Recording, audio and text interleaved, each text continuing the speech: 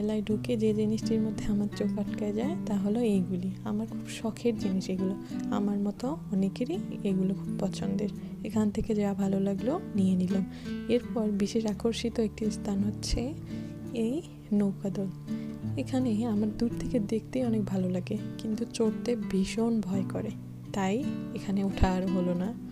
এরপর কি সুন্দর, অসম্ভব ধরনের সুন্দর জিনিসগুলো আমরা উপভোগ করলাম, খেলাম।